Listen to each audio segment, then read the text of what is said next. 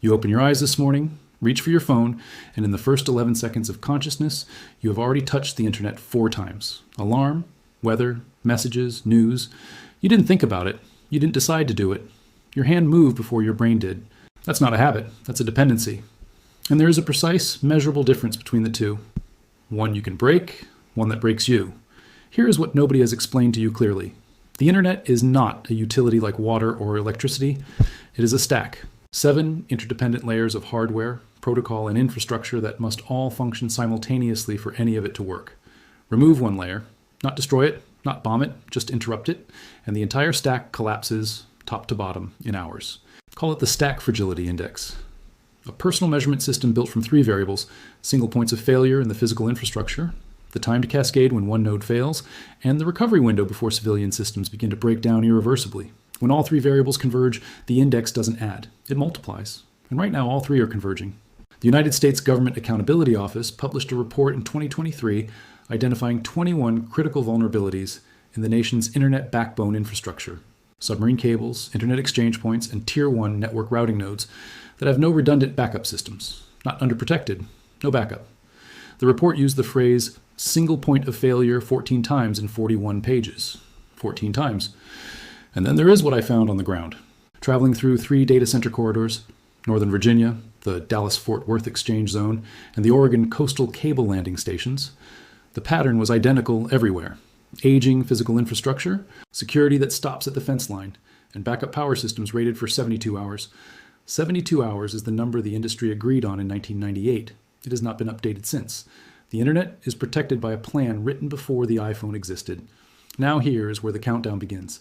Because if the internet goes down, not everywhere, not forever, just significantly, just for long enough, the sequence of what fails next is not random. It is predictable.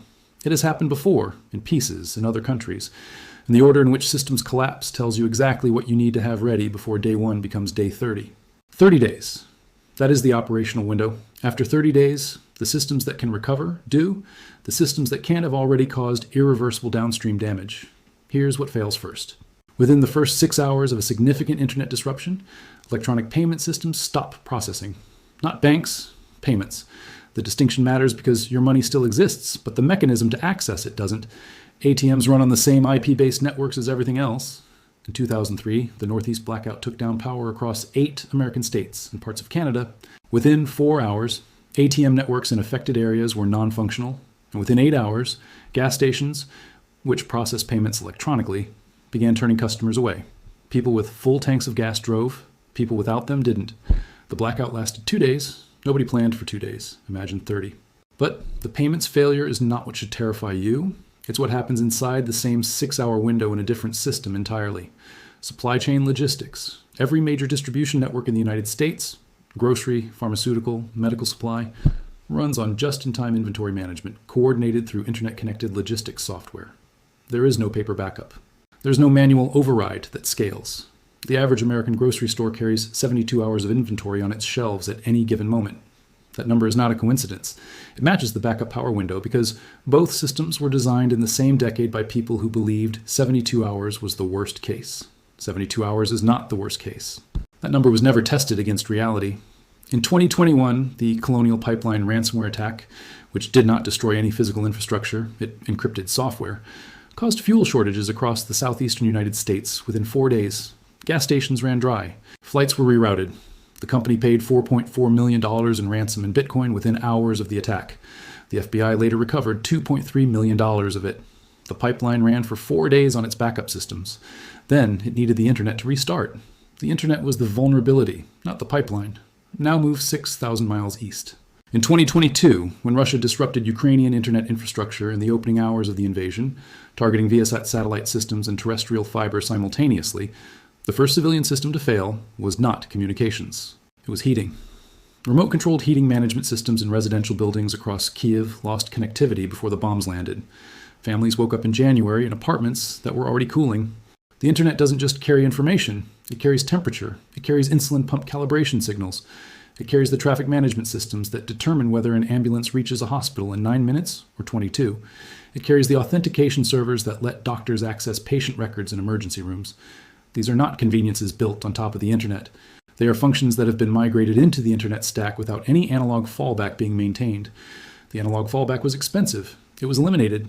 That decision was made by a financial officer, not an engineer, and it will be paid for by neither of them. Go further back. 1997, South Korea. The Asian financial crisis cascades into a currency collapse that takes down electronic banking infrastructure for 72 hours across the country. In Seoul, the result is immediate and instructive. The neighborhoods with the highest density of cash-on-hand transactions, traditional markets, older commercial districts, continued functioning almost normally. The neighborhoods built entirely around card and electronic payment, the modern commercial zones, froze within hours. The lesson South Korea took from that event was precise: maintain parallel systems. Don't let efficiency eliminate redundancy. The United States took a different lesson. It built faster payment networks. Here is the convergence point.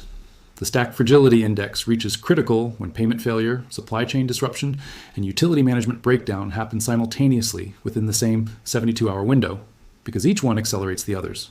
A grocery store with no payment system cannot sell food even if the food is there. A distribution truck with no GPS routing software cannot efficiently resupply that grocery store even if the driver knows the route. A hospital with no electronic record access cannot efficiently treat the patients who will start arriving when people begin making desperate decisions under stress. This is called a cascade failure in systems engineering, a condition where the failure of one node removes the load-bearing capacity from adjacent nodes, which then fail and remove capacity from their adjacent nodes until the failure is no longer about the original disruption. It's about the shape of the system itself. The shape of the system was not designed for resilience. It was designed for profit. In 2019, economist Scott Galloway published research through NYU Stern identifying what he called the infrastructure brittleness premium, the hidden cost that consumers and governments pay when efficiency optimization eliminates redundancy from critical systems. His calculation: American digital infrastructure carried an estimated $1.7 trillion in unpriced systemic risk by 2019. Unpriced means not paid for, not insured, not backed up. He presented this at a conference in San Francisco. The audience applauded and went back to their venture capital meetings. He was right. They were comfortable. Those two things coexisted until the next system failure reminded everyone which one was real. Here is what you do, not eventually. Today. First, withdraw and maintain $500 in small bills, tens and fives, in a waterproof container at home. This is not a political statement. It is a payment system backup. It covers 72 hours of emergency purchasing in a cash-only environment. Second, build a 7-day food inventory from shelf-stable items your household actually eats. Not survival rations, food. The goal is 1 week of normal eating without a supply chain. This costs less than 1 month of food delivery subscriptions. Third, download. Not bookmark, download. Offline maps of your region, your state, and your nearest major city. Maps, Apple Maps, and Waze all require internet connectivity to function at full capacity. Organic Maps and Maps.me offer full offline functionality from downloaded regional files. This takes 11 minutes. Fourth, identify and write down, on paper, in ink, the 3 phone numbers you would need in a genuine emergency. Your doctor, a family member not in your immediate household, 1 local contact. The average American can recall from memory 0 phone numbers other than their own. 0. Fifth, locate your nearest community water source that does not require electricity to access. A well, a river, a municipal standpipe, not for drinking without filtration, for knowing. Situational awareness is the first infrastructure of survival, and it costs nothing except attention. These 5 steps do not make you a prepper. They do not make you paranoid. They make you the person in your neighborhood who is useful instead of desperate. When the system that everyone else forgot was fragile reminds them that it was. There are 2 kinds of people in every historical disruption. The ones who say, I didn't know this could happen. And the ones who say, I knew, I prepared, I'm still here. The internet will tell you everything about itself except how easily it breaks. You just learned that from somewhere else. The question is what you do with the next 11 seconds. If this changed the way you see the infrastructure you live inside, subscribe. The people who knew were always here. They just weren't loud about it.